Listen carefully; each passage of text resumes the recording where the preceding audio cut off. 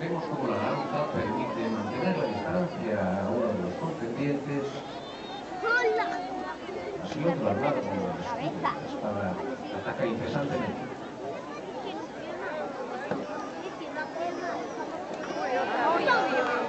Parece...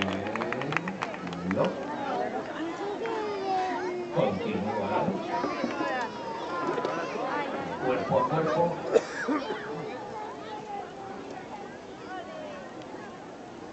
El árbitro ordena la separación. ¡Árbitro vendido! Se ve que la norma se marca. Y además es muy exigente. Es una lucha perfectamente arreglada.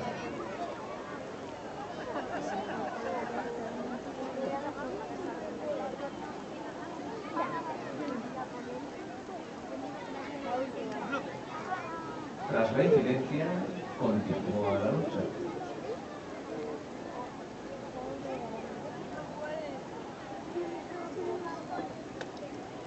Toma.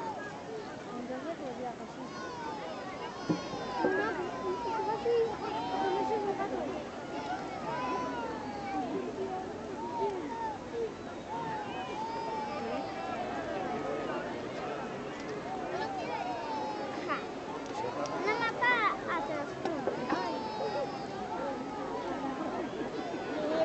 a